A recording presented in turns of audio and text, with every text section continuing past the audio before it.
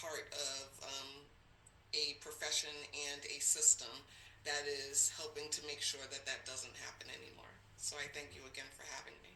Amen. So much for the work that you do and also the witness of combining support with access. Pastor McGuire, we want to hear from you, please. Amen.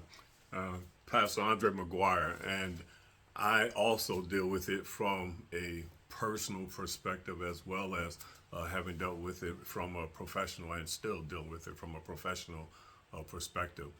From a personal perspective, I've been living with HIV now for 32 plus years.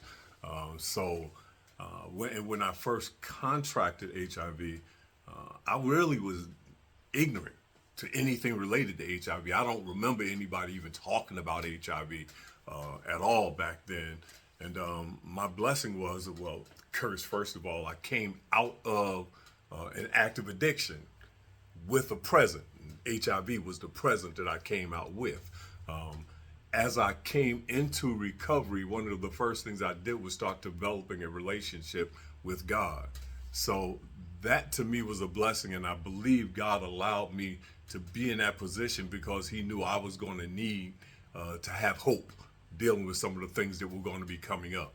Um, I wound up 2 years after recovery, after getting into recovery, learning that I had HIV because I wound up getting poison oak. And when I got poison oak, I started coughing. Uh, Went to the doctors. He gave me some antibiotics. The cough went away. Um, Cough came back. I went to the doctors again, and he gave me more antibiotics, and the cough went away. Uh, Went back home. Cough came back. This was weird because the day before, as a pastor, I was there at New Hope Baptist Church in Newark, New Jersey, under Pastor Charles Thomas. And that Sunday, we just had Bill Clinton come into our church. So, as the presiding officer, I got a chance to talk to him, introduce him to the congregation at the pulpit. And the next day, I started going through. I thought I had the chills. Then I had a fever. Then I thought I had to go to the bathroom. Then I thought I had to regurgitate. Then I had the chills and I had the fever, and I went through that cycle like 2 or 3 times. And I said, something's wrong. I need to get to the doctors. And my ex-wife had tried to get me. Well, I'll take you to the doctor. You've been going. I said, no, no, no, no. Take me to the hospital. So she took me to the emergency room at Elizabeth General Hospital in New Jersey, which turned out to be one of two HIV care centers in the state of New Jersey. But I got there within 5 to 10 minutes after having been there when they took the vitals. I was admitted to the hospital.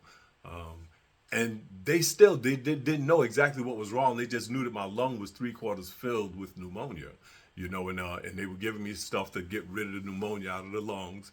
But then I got a fever of 103 degrees, and they couldn't break it.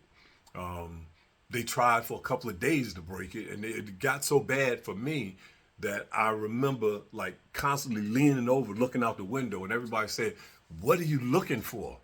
And I remember the scripture that he that has begun a good work in you shall continue it till the Lord Jesus come. I was checking, you know, and thank God, he wasn't coming. So I knew he was going to be where he was working on me. Then one of the doctors came and said, "Do you mind if we give you some tests?" I said, "Yeah, sure, why not?" He gave me one of the tests he gave me was an HIV test. He came back and he said, "You have HIV." That didn't mean anything to me because I didn't know anything about HIV. I was in a good space because even coming out of there, I was practicing law, so I had my own insurance and everything else, and I didn't have to worry about a lot of things. But then God took away my comfort zone. All of the things that were protecting me at that point were taken away, and I wound up spending time in prison. And coming out of prison, I had nowhere to live. I didn't know what I was going to do about medication. I didn't know what I was going to do about food. I had to go through. And the sad thing is, every time I went to talk to somebody, nobody was able to help. I actually had to find documents and complete the things myself to get some of the help that I needed. And one of the things that always stands out to me now is if I don't stand up there and help somebody else, God blessed me with gifts. You know, he blessed me with a gift to be able to get through school. I practiced law for 20 plus years.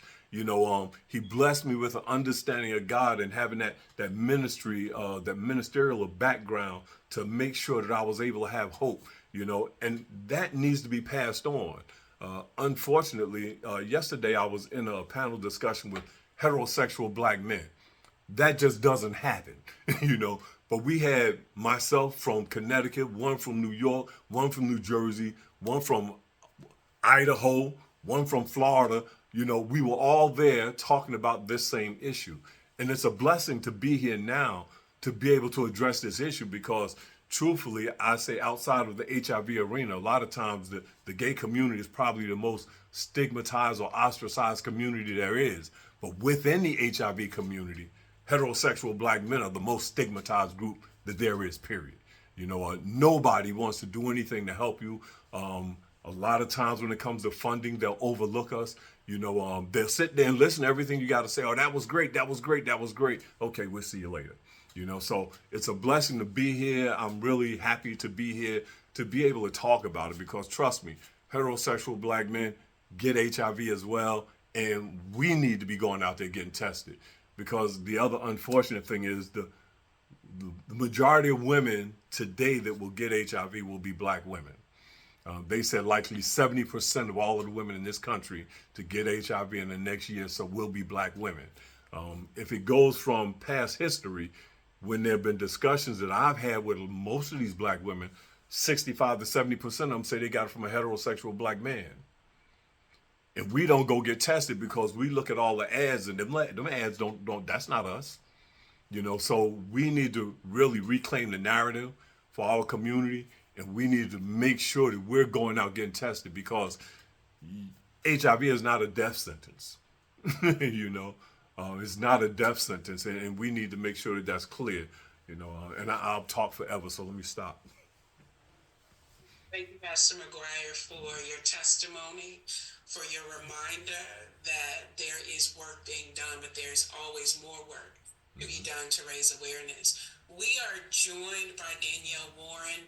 I see her note in the chat that she's having some technical difficulties. So Danielle, if you aren't able to come onto camera, that's fine.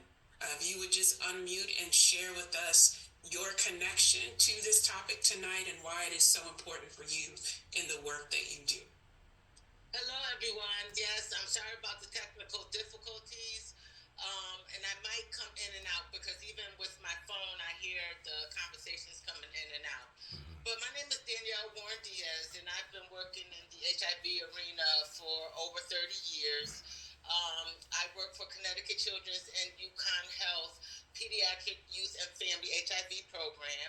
We specialize in HIV treatment, care, support services, as well as prevention for women, infants, children, and youth living with HIV. So we tend to refer to that population as the WICI population. So I've been the director probably since 2008, but I was a medical case manager before then. So I've been with the program for a really, really long time. And I was telling my colleagues and my coworkers, and of course I shared tonight's event, the flyer with everyone, but I did tell them that my focus in this conversation is on prevention, and that's PrEP. And for those who don't know what PrEP is pre-exposure prophylaxis. It is a intervention where you can prevent contracting HIV. It's taking a pill, and in some cases you can get a shot every 3 months, sort of like prevention of pregnancy. We can prevent HIV for our people. And right now, black women are late testers, meaning in Connecticut, meaning that black women are more likely to test positive for HIV after living with the virus for some time. So when they test, they are diagnosed with AIDS, which is a progression of the disease, meaning that you live with the disease without treatment. And we are lacking in the uptake of PrEP services, meaning black women don't in utilizing PrEP, or prevention of HIV, as much as other races of women. And that goes the same for our Black men. Our community tend to not uptake on PrEP. When you look at the numbers of folk who are uptaking PrEP, they are white men, mostly, and then Latinos, they lag too, but they do better than we do in our community.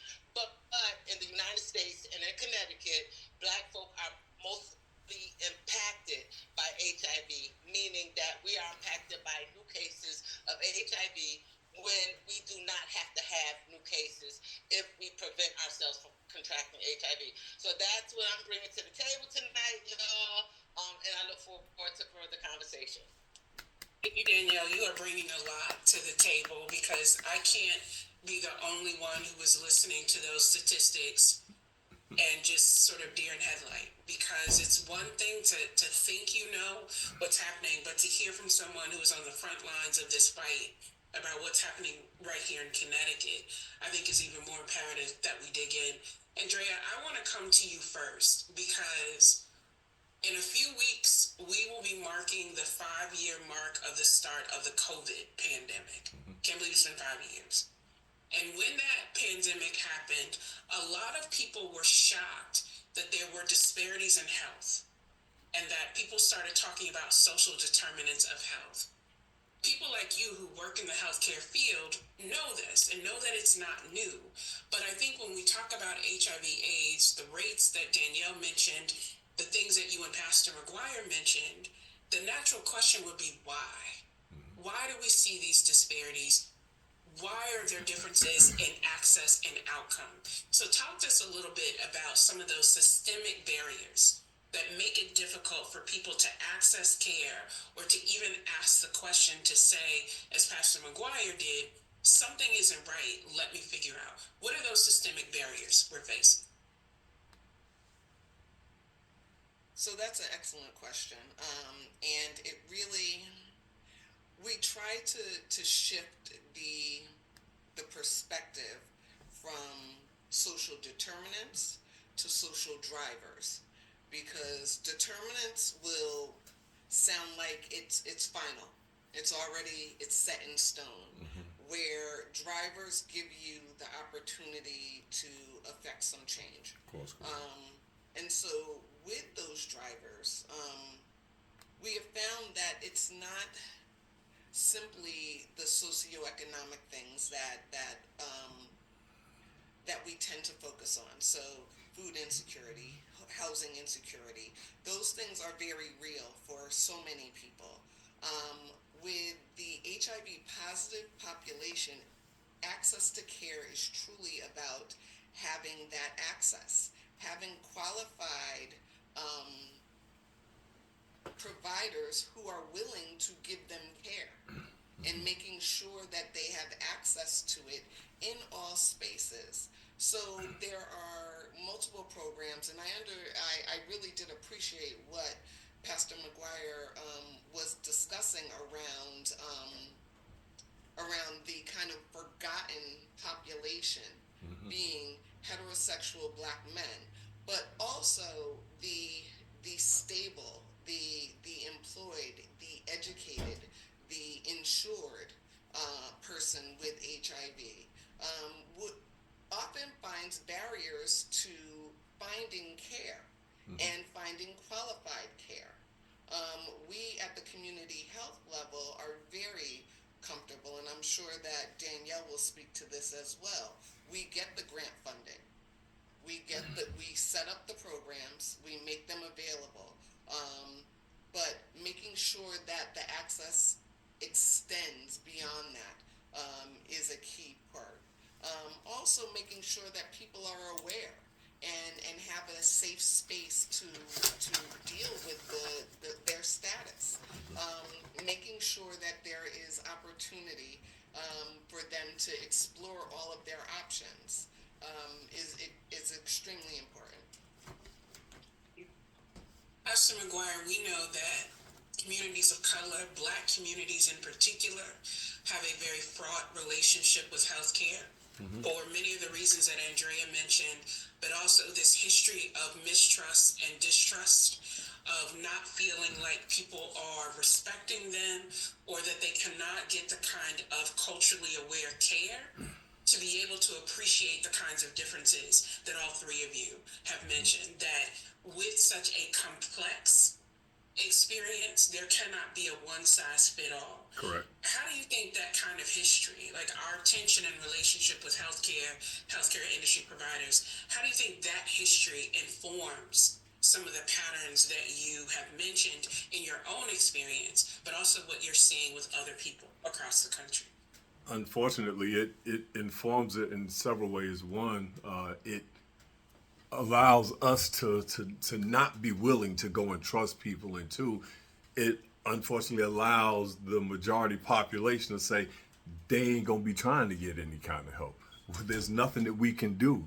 And unfortunately, what I found just in the work that I've done community health fairs, so to speak, at Shiloh, in Hartford, at New Britain, Peace Ministries, here in Waterbury, through Grace.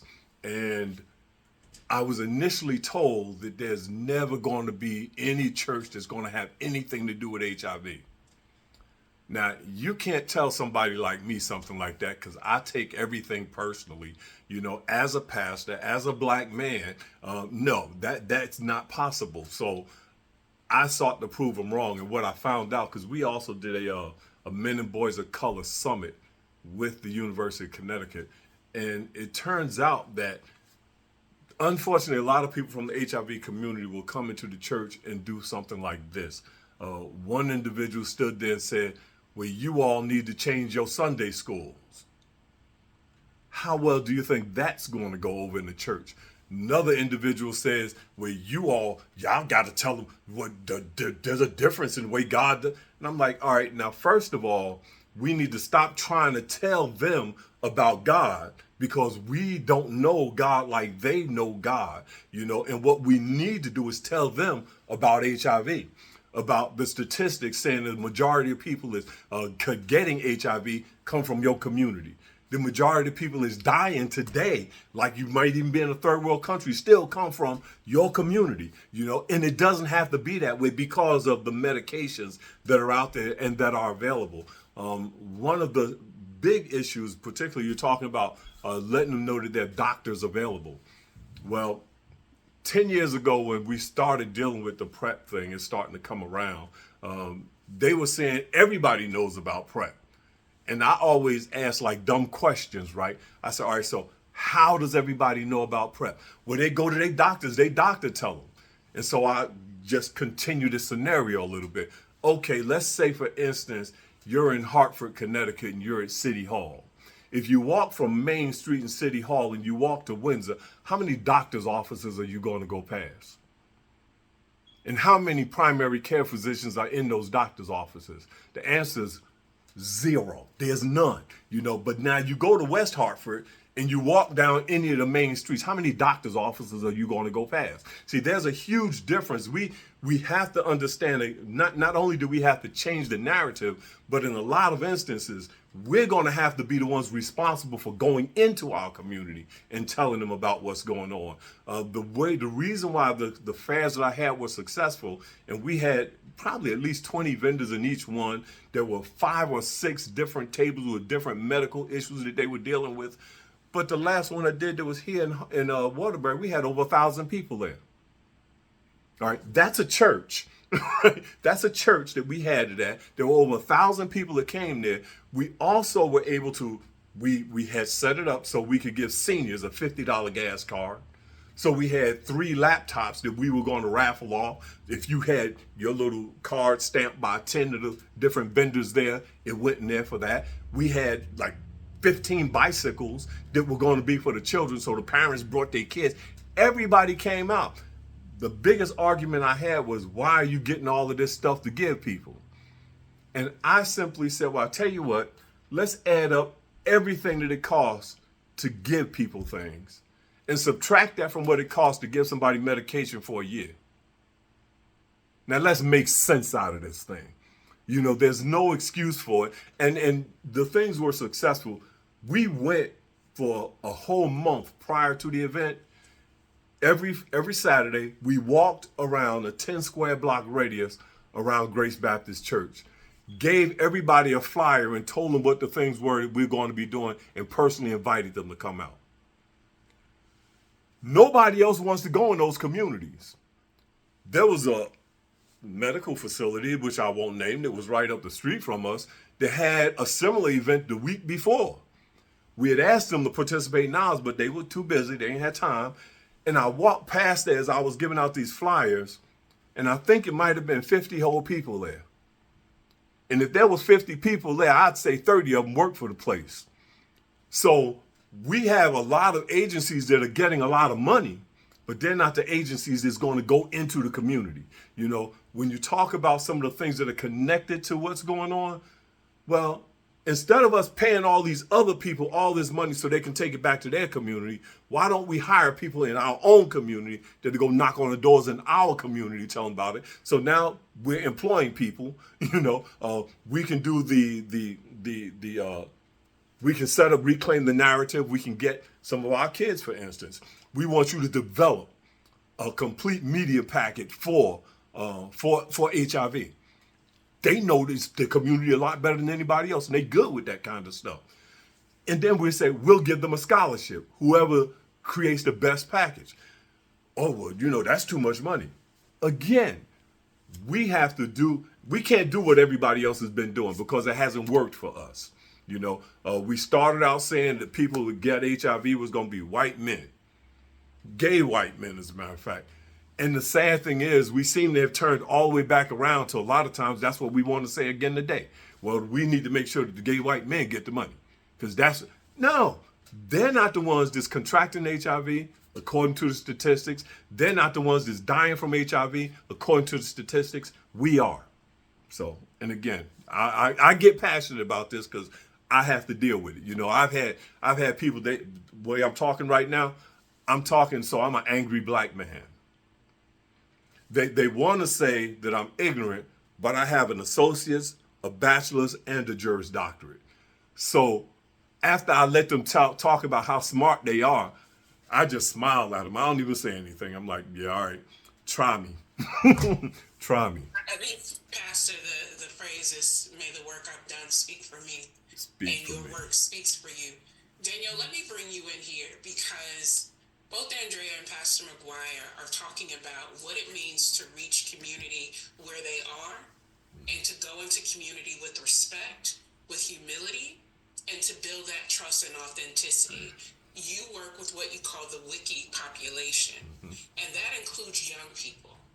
That often a lot of people think we shouldn't talk about these things with young people, or as Pastor McGuire said, people are afraid to go talk to young people when that kind of intervention can have generational effects of providing them with information. Share with us a little bit about the work that you're doing with children and youth to help understand this issue, but to also support them when we know that stigma and that isolation, particularly for a young person, can really have detrimental effects.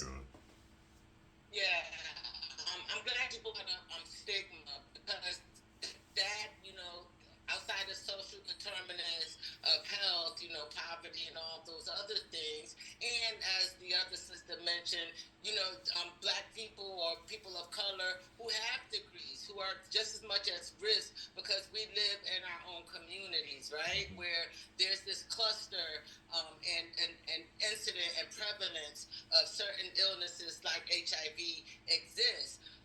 But that inner stigma is the one that we try to battle the most, because for folk and youth and people who live with HIV have a stigma within themselves.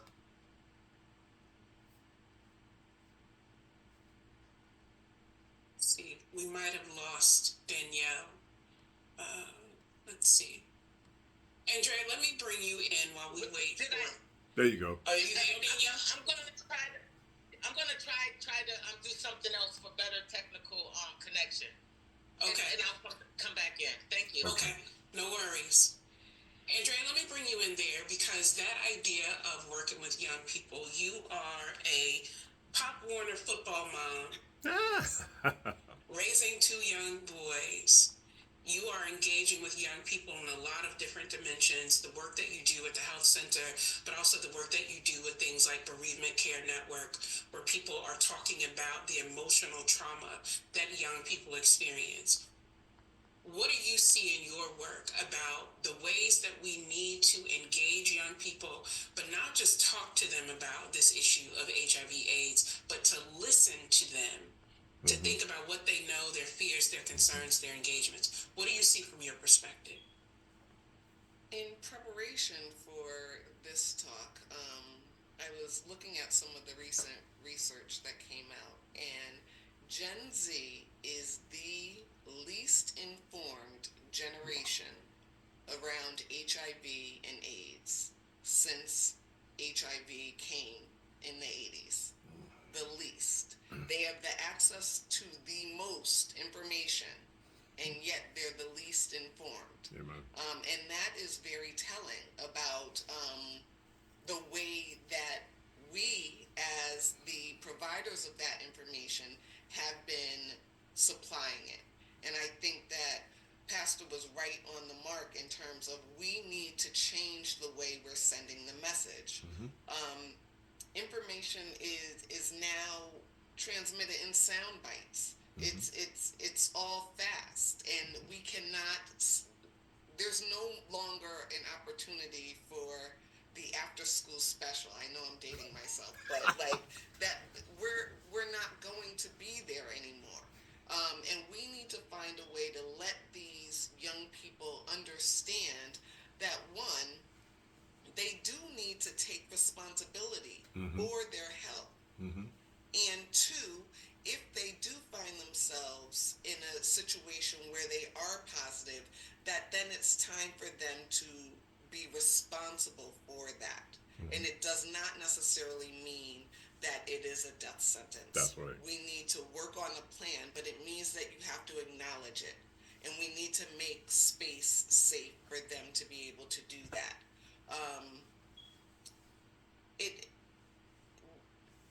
I also think that we need to be open and honest about PrEP and PEP and the current antivirals that exist. They are doing such a good job that there's almost the feeling that I don't necessarily need to be careful because on the back end, I'll take care of it. So we need to make sure that we are talking to young people very open and honest. I was meeting with our case managers who are doing excellent work. I can't wait to tell you all about what they're doing between our homeless healthcare department and our case managers. They are really meeting people where they are. Amen. But most recently, a person came in who contracted their disease at the age of 12 in her home country. Wow. And she was now a young adult in America, happy to be able to seek care in a very comprehensive way. It's astounding. It's astounding the lack of knowledge and information. And our case managers meet resistance time and time again when making efforts to go into schools to have these conversations. Pastor McGuire, I work with college students, and we have a group here on campus that does sexual health and awareness. And I met with the student leaders of that group. I'm doing check-ins with all of our student groups. And I met with those leaders, and they were so upset because they have been in schools with these defined curricular programs for the better part of a decade. And one by one, schools are reaching out to them saying, in this current climate, we can't have you here. Wow. Or we need you to change what you're saying because we need to make sure we are only talking about one form of relationship or one form of intimacy, and we don't want kids to know about these other things that we know they're doing, we know it's happening, but we can't talk about it. that sense of shame and stigma and the willful refusal, as my grandfather used to say, call a thing, is literally making people sick. Amen. And especially when we think about it with young people, I think about your own experience as a minister, where people act like things don't affect them outside of that. How have you in your own journey been able to call out, push back on some of that shame and stigma to promote healing and liberation for you, but again, the way that you are using that to help other people heal and be liberated as well? Amen. The biggest blessing to me, and I think I would tell anybody to do the same thing, I learned about HIV, about what it will take to get it, about what you need to do to protect yourself from it, how you need to be able to live while you have HIV. You have to educate yourself about this disease, just like you would educate yourself about anything else. I like, because I play football. I played football for UConn. And if you put me on the field, generally speaking, I knew where you were going to go before when the ball was snapped. I knew where you were going because I watched the films. I prepared myself for it. We need to make sure that we're preparing our young adults for what's going on. I was sitting here and I was kind of saying within myself, the sad truth is, I looked at the long list, 55 whole people on here participating. How many men? We need to make sure that we're out talking about it. And we have to talk about it from a perspective of knowledge and understanding of HIV, of the disease itself, of the characters, the things that are surrounding it, because it's not just HIV that's going to be some of our problems. Again, we're bombarded with pictures all the time in every arena you can think of. And almost all of the pictures that you see, there will be no heterosexual couples involved. We were at a World AIDS Day event, and this gentleman came and he was talking about PrEP from the company, Gilead. And not one slide up there was a heterosexual anybody. And he was saying how he saw that one of the problems was, they don't have black women there. They don't have heterosexual couples there. And so they lucky they didn't allow me to ask him a question. Because I would have asked, if you know all of this, why do your films still look the same? Your whole presentation, it didn't have anything to do with us. And it's important for us, it's imperative for us to be able to fight together. We will not resolve the issue connected to HIV by just dealing with men, by just dealing with women, by just dealing with children. Because HIV don't care if you male, female, cat, or dog. HIV gonna get you. And we have to deal with it the same way. All right. We have to make sure that we are knowledgeable about it. We have to make sure that we pass that knowledge on. Don't turn a blind eye when somebody comes. Matter of fact, I have a lot of folks that come and say, I know he's saying he's heterosexual, but he down low. Don't tell me who I am or what I've done. That's where the stigma issue comes in. That's where refusal to come and trust. I'm not going in there, because if I go in there, they're going to say I'm gay. There was an organization that had a nice office right across the street on Albany Avenue in Hartford, across the street from the basketball court.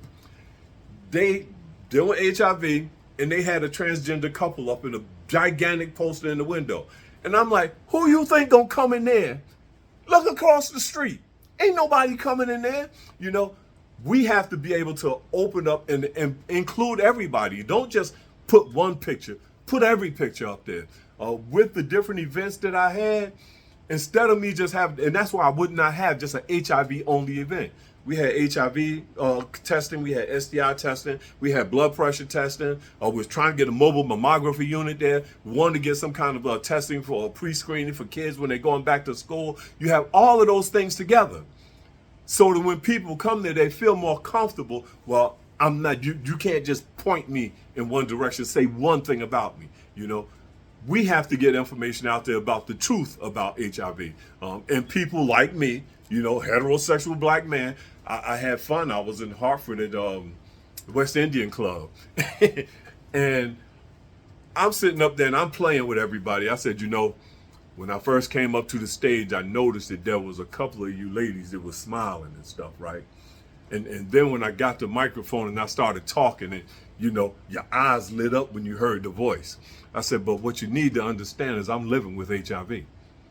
So I don't care what it sounds like. I don't care what it looks like. You better go get tested, And that we've got to be real with them, when it comes to things like that. And the only way we'll do that again is if we are given the space to be able to do it. I don't mind doing it, and I know a bunch of other guys are the same way. So. Well, let me bring you back in. I see that you have rejoined us, and I'm so glad because the work that you are doing is really at the intersection of multiple identities, multiple experiences, the multiple ways and arenas that we tell certain people their lives don't matter or that their concerns and their struggles aren't as important. That's right. And while I know that there are certain people who are put to the front in terms of this is the face of a disease or this is the face of an experience, to think about here in Connecticut that it is Black women who are often most affected, but least represented in some of those spaces and stigmatized in multiple ways. I think That's it right. makes your work so critical to helping us move past the stigma and the image and think about how people are living every day. That's right. Talk to us a little more about that kind of grassroots work that you're doing, because while you do work on HIV/AIDS, you are really advocating for people to have a strong quality of life across many indicators. And that's very true, because it's all connected. It's all connected. I was having a conversation earlier today. Actually, it was yesterday. It was during a panel. One of the guys said, so what are you going to tell people if they come to you and say, well, I'm going to die because I have HIV? I said, well, what I just remind them of is that last I heard, every one of us are going to die. From the day that you were born, your body was preparing to die. The question is, how are you going to live while you're here? And for me, again, in order for me to live successfully, prosperously while I'm here, I need to understand what I'm dealing with. I have to get that education. I have to get that understanding. I can't be afraid to go. I'm not afraid to go tell everybody everything else. I can't be afraid to tell them this as well. We have to be able to have open conversations. I don't care if you're in church. I don't care if you're on the side of the church. I don't care if you're talking to the drug dealer. You have to have an honest conversation with them. And that's just the way it is. It may not be easy for some, but I'm kind of used to it. Danielle Warren, have you rejoined us? Are you on? Yes, I'm here. I came in as Angel. Shout out to Angel. He's one of my co-workers at our program who's in on here tonight. So I came in on him. He helped me correct this. So yes, I'm definitely here. And I do want to speak more to the youth because that was one of the questions posed to me. And we work with a lot of youth. We go into the schools, Andrea, as well. We have a partnership with one of the CREC schools in Hartford, Impact Academy. And Impact Academy is it's really great that we have that collaboration because these are youth who are in, they want to, with CREC schools, they don't want to suspend kids and send them home. Right? Because when you would suspend kids and they're at home, there's more issues that they get into. They fall out of, the regimen of, studying and classes and things like that. So this is a in-house type of program for those type of youth. And those are the youth that are usually more at risk of contracting HIV as well as other STIs. When you have high absenteeism, you are more likely to engage in other behaviors than being in school for 6 hours, 7 hours out of the day, things of that nature. So we do have an intervention where we provide healthy relationships, interventions, smart recovery, meaning, dealing with recovery issues, those behaviors that really interfere with quality of life for our youth, overeating, substance use, Sex can be one of those things. So we try to help the youth address that while telling them about services like PrEP so that our youth can have a higher uptake of PrEP services to prevent themselves from contracting HIV as well as other reproductive health care, right? And in Connecticut and in a lot of the states, you can get that type of care and intervention without consent from the parent. So we do work with youth as young as 13. Our last positive result through our emergency department at the Children's Hospital was a 14-year-old. And before then, it was a 12-year-old. The 14-year-old was more than likely contracted through their own behaviors, but the 12-year-old kind of slipped through the cracks through perinatal infection. And when I say perinatal infection, that means that if a woman is HIV positive and she is pregnant, she can pass the virus on to their child. But if she is in care and she is undetectable, she will not pass the virus on to her unborn child.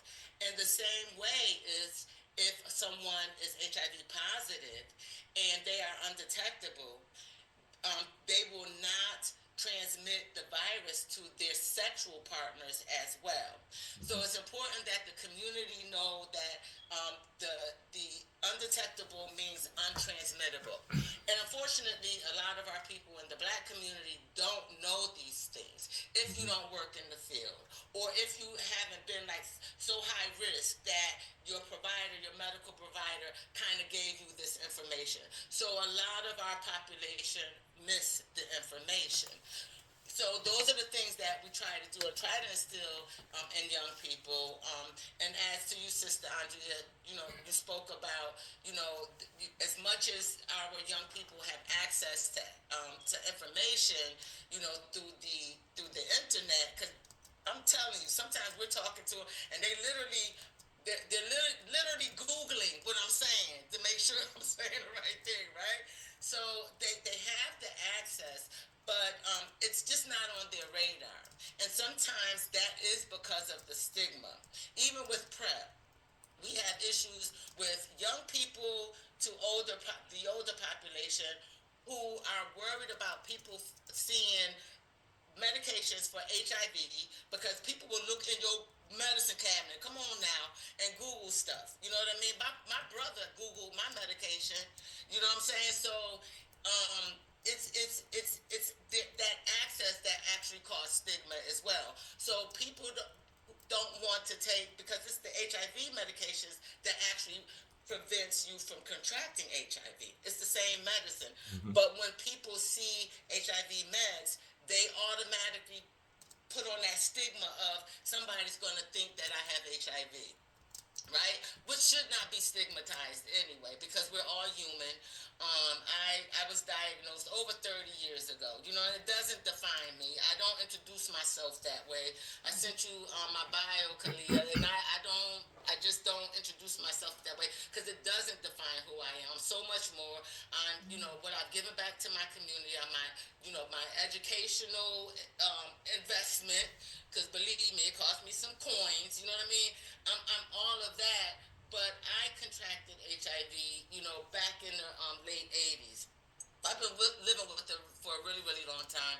I use myself as an example, not just for women and Black women or Latino women, but I also use myself as an example for adolescents and youth, because we can tell a person, a youth who tested HIV positive, okay, it's changed now, okay? Like, we live a long time. Homegirl looking good, you know what I'm saying? Magic Johnson is another example that we use with youth to say that, it's not the death sentence that it used to be. So, we have to see ourselves across the table.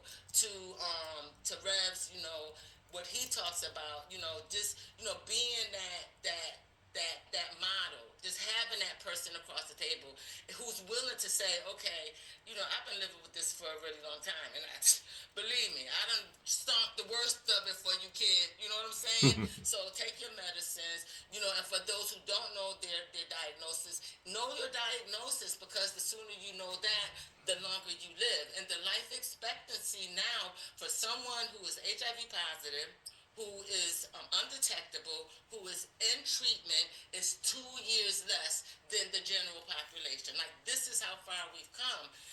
But we don't have that outcome for Black communities, which is effed up, okay? I'm going to try to keep this, PG. It just, because I've been stomping the grounds for 30 years. And I've always felt that I have not made the difference for my own community. Amen.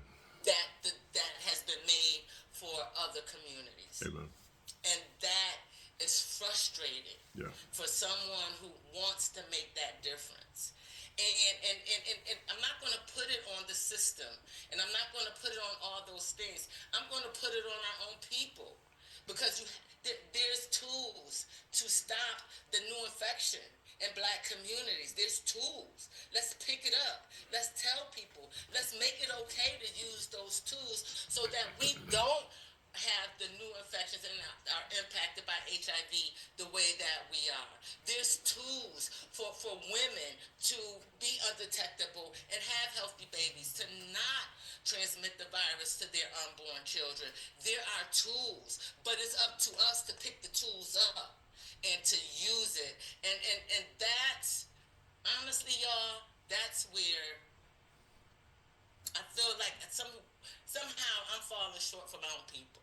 With all the years and just putting my life and my life's work and my passion, and this is my ministry, like, this is ordained by God that I be here, that I be able to turn what was supposed to kill me into what made me stronger. You know what I'm saying?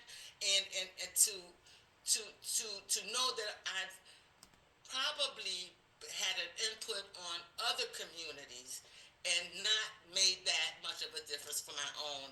It's just, it's overwhelming for me, Could I jump in for a moment? I don't know you. I haven't met you in person, but I know your work. And what I know of your work is that no act of what you do to help people, especially young people, feel seen and feel heard and to know their value and worth, that is never wasted. And while we all hope that the impact we have may be bigger, we know that each time you touch one person, you are literally changing the trajectory for community and for generation. So I'm going to stop you there, because I don't want you to think that that work is in vain, because it is not. There's a question for you in the chat from Dr. Marcy Tejeda, who asks, when you go into high schools, Danielle, are you able to provide on-site testing, and is there an opportunity to provide on-site testing in Black communities here in Connecticut? I'm glad you asked that. In 1999, we started a component to the one of the components to the program that I'm the director of, the community health program, and that's called High Hill, which is Hartford Youth Identification and Linkage to Care program. And we really worked with, and this was back in 1999, and the schools were really like, listen, like, this is not on our radar, and you can't get mad at them for that, because their focus is education, and we're bringing all this other stuff in that kind of takes away from what was the reading, writing, arithmetic we used to call it, but we did work with the school-based health clinics, and we were able to start going into the Hartford Public Schools.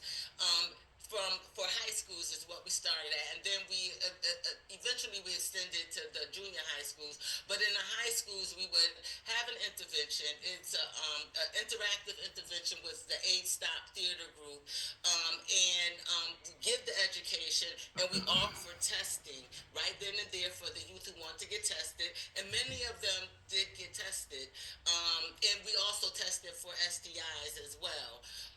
We always our outcome was a 10% positivity rate for sexually transmitted infections, especially chlamydia, because that is a young sexually transmitted infection that youth tend to get, but it's also a portal for contracting HIV.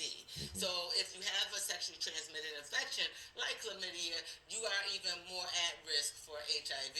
So yeah, we did do testing, but then our project morphed into training the nurses at the school-based health clinics to actually do the HIV testing themselves. We brought the tests to the school-based health clinics so that they can perform them.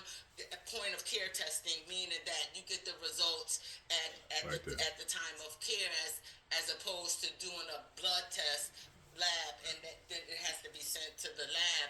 So now the school-based health clinics, especially in the Hartford Public Schools, do HIV testing as well as STI testing. So we, from that intervention, we grew to really gave autonomy to the school. To the schools through the school-based health clinics to actually do the testing themselves, and they do find cases. And when they find a case of a youth or a young person with HIV, they are referred to Connecticut Children's, and our program picks them up. Amen. So thank you for that question. Good question. Thank you. So I would invite our other attendees who are with us, if you have questions or comments, please put them into the chat. We want this to be interactive as well. Pastor McGuire, let me come back to you as we are waiting for people to drop things into the chat. I am a political scientist, which means I see politics in everything that's happening. And I'm curious, I'll start with you, but I'm curious with all of our panelists. There's a lot of fear and uncertainty right now about what is happening at the national level, what the impact might be on grant funding, on programs that are even allowing us to say health equity or to say that there is a need to have care that is relevant to particular communities.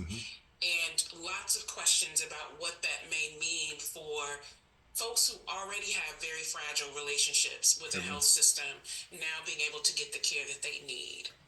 Are there things happening politically that you think we should be paying attention to that may complicate the work that you all are doing or give you a different push to say, we cannot let up on addressing these things? So I'll start with you, Pastor McGuire. It's a little bit of both, but first I wanted to go to Danielle. Danielle is what I call a beast. If you need something to get done, you call her. So when she's saying, well, I feel, no, you a beast. When it needs to get done, you there. There's a reason why whenever somebody asks me, I'm looking, yo, Danielle, come here. Because I know you and I know you're going to go there and you're going to fight and you're not going to give up. You're not going to quit on people. So, continue to encourage yourself because you have been, and I know you're going to continue to be a blessing to everybody. With regard to the current political climate, it actually can work in the favor of heterosexual males. Because if he is choosing to say you can only be male or female, then that means that the services that we have been neglected or that have been kind of pushed away from us, you'd have more difficulty pushing it away at this point. So now the same position that the gay community had been in, and they allowed us into their space in a lot of instances, they opened up avenues for us to be able to do things. We should be in the same position to open up avenues for them. And it amazes me how they seem to always have the quote unquote, we got an issue with DEI. Well, I might be wrong, but I thought the Constitution, the bylaws, it sit up there and it says that we hold these truths to be self-evident, that all men are created equal. So it's been kind of amazing to me when I look and I see we're ready to fight when it comes to birthrights and that we should be ready to fight for that.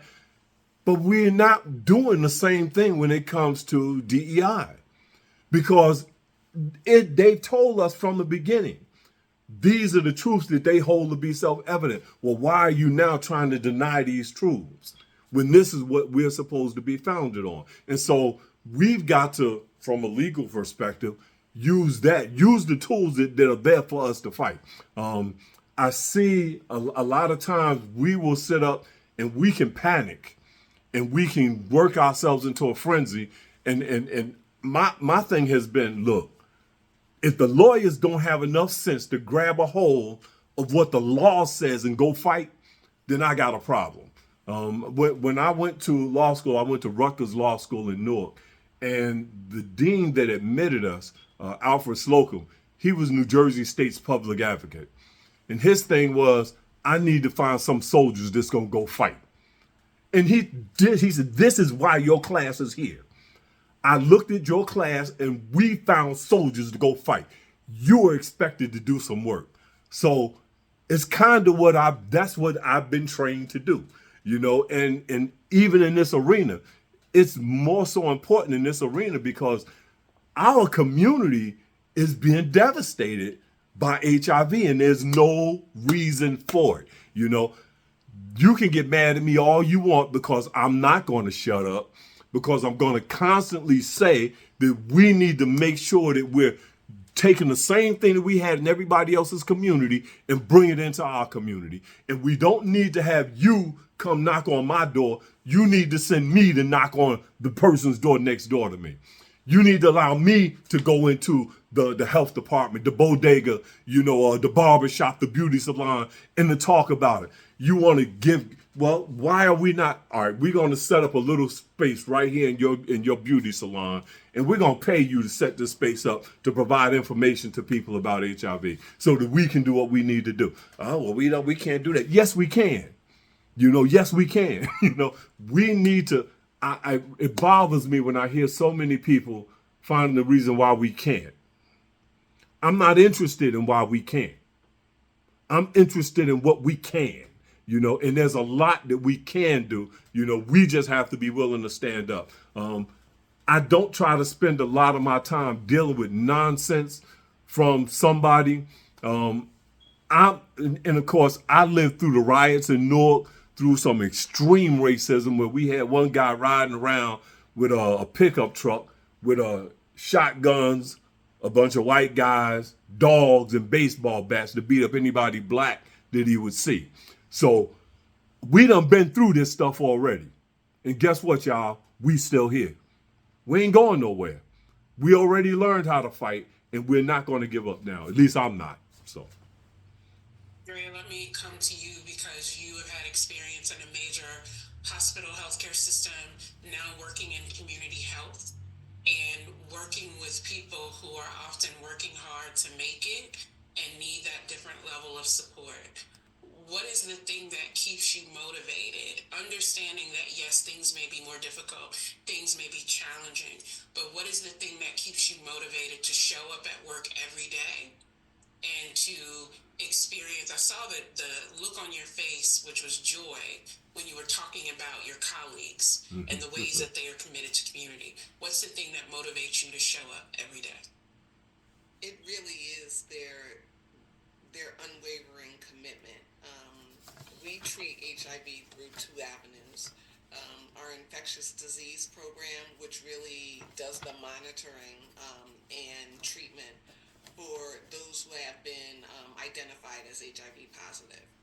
So that's where the caseworkers who are truly doing the yeoman's work for all of our patients are making sure that our patients are on their regimen, making sure that they're following up with their providers, making sure that, as morbid as it sounds, that they can die from something other than HIV. And that truly is the goal. And what we're finding now is that when you get someone to a point where their viral load is not their priority, that they've forgotten about so much more. There's untreated diabetes. There's mammograms that haven't been been completed in years. There's pap smears that haven't been completed. There's colorectal exams. You know, there's just HIV was the focus, and so they weren't able to do anything other than focus on their HIV. So our case management on the infectious disease side is really giving people their life back and letting them achieve overall health, not just undetectable viral loads. Next are homeless health care. They are like the superheroes because they are working on the prevention side, reaching the unhoused. In the New Haven area, there are a lot of encampments around our train stations, around our fields along Ella Grassa Boulevard. Those are continually getting swept by law enforcement, and people are losing what they know to be their housing. Many of these people are seen in our community health center and are in some stage of the prep process. So our homeless healthcare team are out there at all hours of the day and night searching for people, making sure that they are getting connected to care, staying connected to care, making sure that they're able to maintain their regimens so that they are as protected as possible. Many of the sex workers that are working in the New Haven area are in some form of prevention treatment, so that they are protecting themselves and not spreading the disease. And so they motivate me. In terms of the political landscape, we were just notified that where we used to, as a agency receiving federal funds, would have restrictions on those funds to make sure that they're being used the way that they were designed to be used.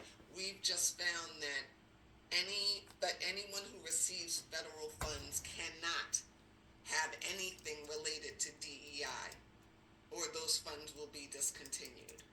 So where we pride ourselves on providing culturally competent, inclusive care that is safe for all, we are now looking at ways to communicate that to the public, because it's who we are. It wasn't DEI that made us this. We provide this care because this is the philosophy of our organization. But how do we continue to communicate this to people and let them know that we continue to be a safe space so that we can continue to care for them?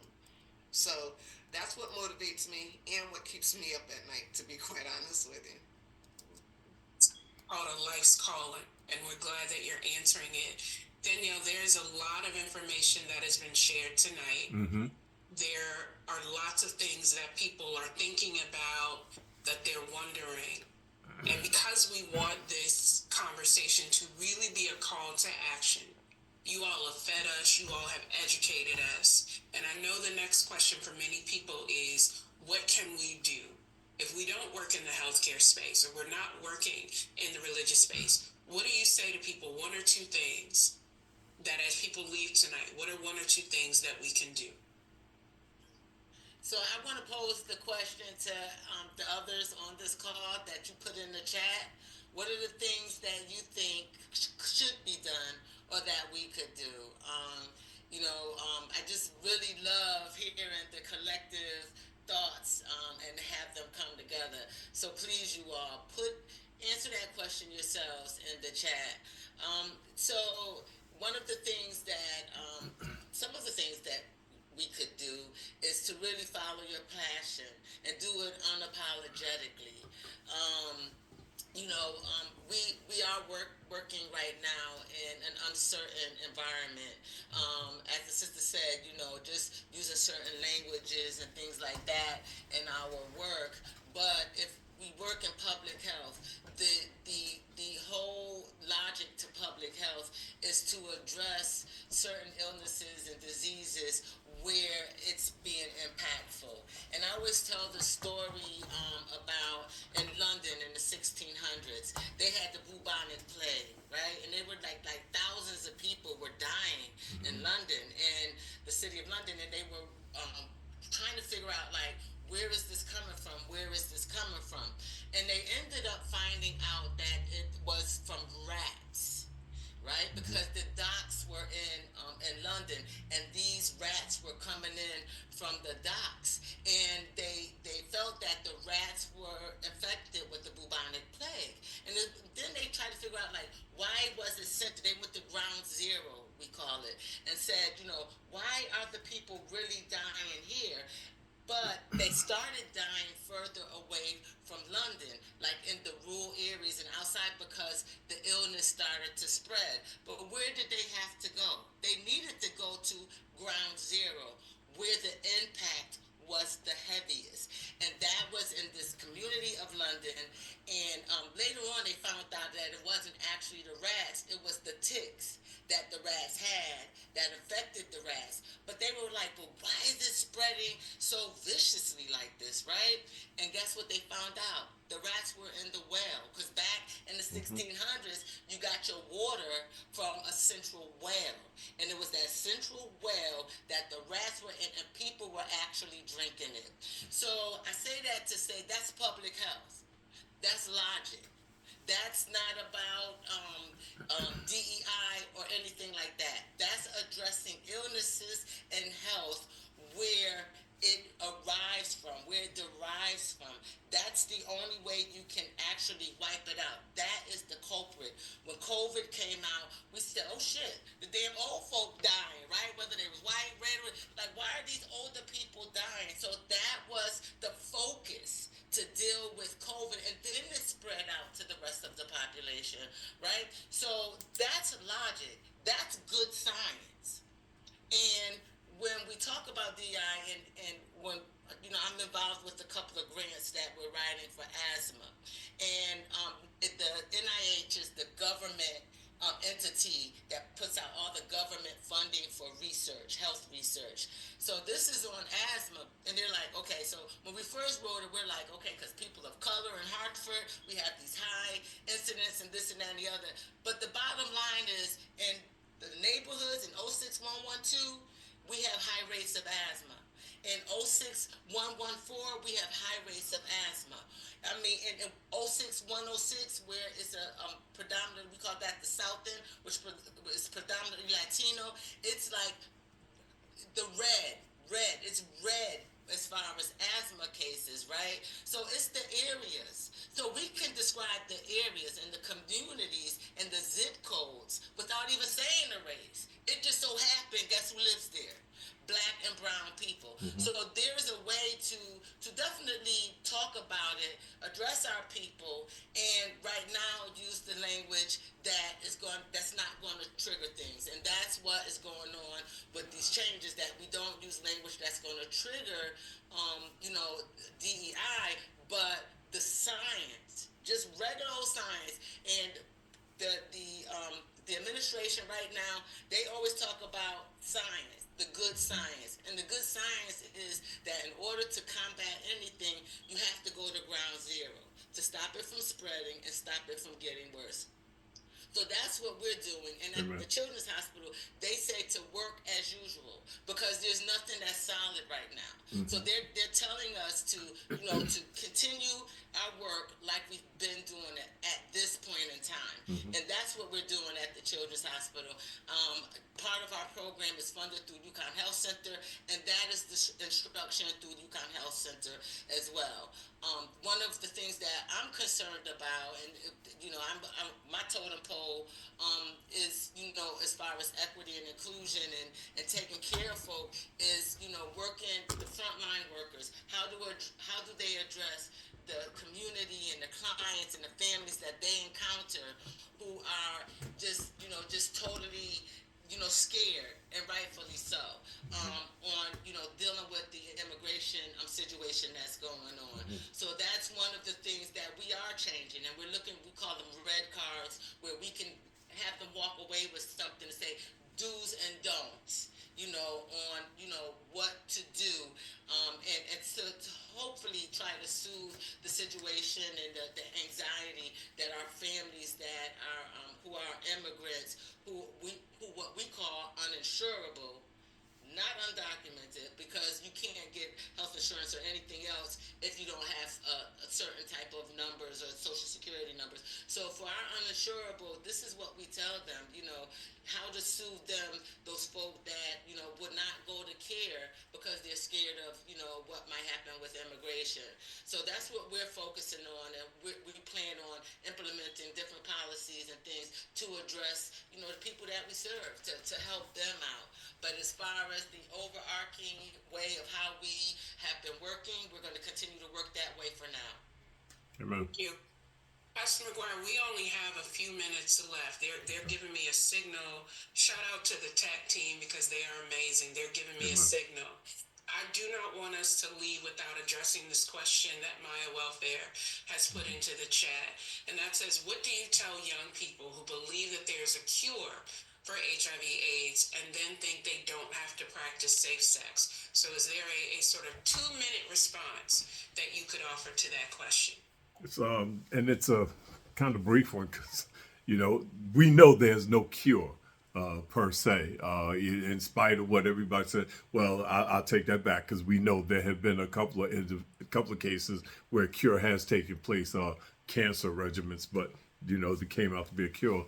But when it comes to we don't have to protect ourselves, well, just in case you don't know, HIV can be transferred blood to blood.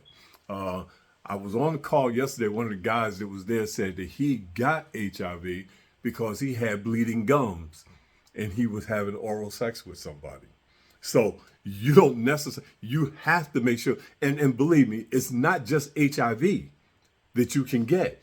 They're all a plethora. Danielle stated earlier, there are other things, chlamydia, there are other things that you can get, which is a gateway just going to lead you towards some later diagnosis. So those things have to be dealt with.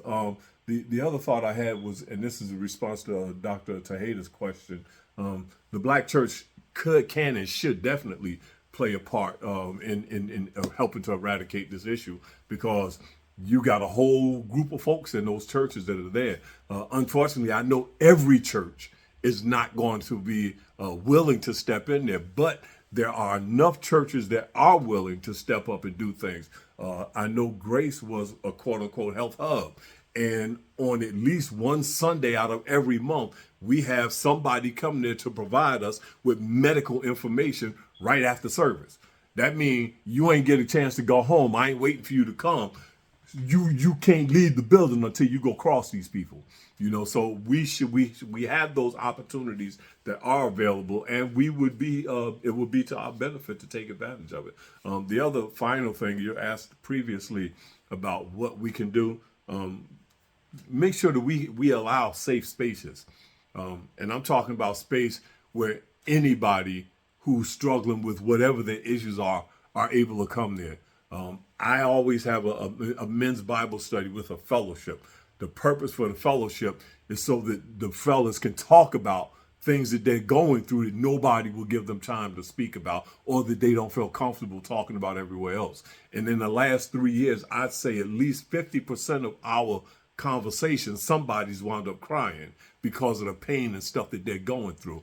And we need to allow those spaces to take place. One of the other things, if you're here and you have special gifts to develop different programs or different agencies or organizations that are out there, Arms Ministry is one.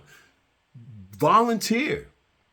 I guarantee you somebody on here knows something about grant writing and everything else. Volunteer to be a part of those agencies that are going to be making a benefit in your community. Many times you'll know what those agencies are. Volunteer to be a part of it, and that way we can all move forward. And I know I went past my 2 minutes, so I'm sorry. Thank you so much, Pastor. Andrea Morel, we're going to come to you next. 1 or 2 quick things that people could do as they leave this conversation. Well, I think that what we really need to do, and we need to do it repeatedly, is check our own personal bias. Make sure that we're right. Mm-hmm. I know that we're all, our hearts our intentions are good. But what would happen if your son or daughter came home with a partner who was HIV positive. Mm-hmm. What would happen if your yoga instructor disclosed their status to you? Your barber or your hairdresser. Where are our biases, and how is that contributing to the continuation of the stigma? It's a cliche, but we've got to be the change we want to see in the world. And nobody likes a lot of homework, so that's where I'm going to leave it. I think it's powerful. Our guests have reminded us to follow our passion unapologetically, to use our gifts collectively, and to check our own bias. Let me thank our panelists. Put a note in the chat thanking them for sharing their time, talent, and immense treasure with us. Let me thank the tech team, Kay Bird, Lakeisha Jordan, and Tanisha Thomas Asbury. And we're going to round out tonight by bringing in Dr. Marcy Tejeda Smith, who will wrap us up. Thank you, everyone, for joining us. Dr. Marcy. Hi, good evening, everyone. On behalf of National Trends and Service Facet, I'd like to thank Dr. Kalila Brown-Dean for her moderating this event. It was stimulating, inspiring, and educational. I'd like to thank Pastor McGuire, one of the pastors from Grace Baptist Church, for bravely sharing his story, not just with us tonight, but for also sharing his story with countless others over the many years. And for being such a warrior to educate and support those with HIV. Thank you. Andrea Morell, Nurse Andrea Morell, nurse extraordinaire. Thank you for providing such excellent medical care to our community and for your leadership with Black nurses in the state of Connecticut. And for Danielle Warren Diaz for your tireless efforts on behalf of families and children in the state of Connecticut. You are a dynamo, and I am certain you are definitely making a profound difference in our communities. So we thank all of you for your efforts and also for spending your time with us tonight, because I'm sure all of us found this conversation stimulating and informative. I want to let our audience know that the next community conversation will be held on April 10th. It will be on domestic violence. It will be moderated by Kimberly Dumpson, Attorney Kimberly Dumpson, and her daughter, Attorney Taylor Dumpson Lippincott. And the topic, as I said, will be on domestic violence. And lastly, our chapter, the Waterbury chapter of the Links Incorporated, will be hosting our 50th anniversary gala at La Bella Vista on May 3rd between 5 and 10 p.m. And it's going to be an outstanding and entertaining event. We hope that all of you would consider coming to this event, who are listening, and I'm sure that you'll be glad that you joined us. So thank everybody. Thank all the rest of the links that are on the call tonight.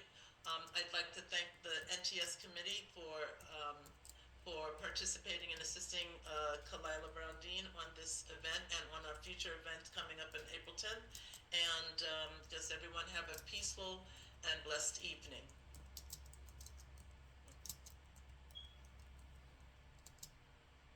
Good night. Good night. Good night. Thank you. Amen. Blessings.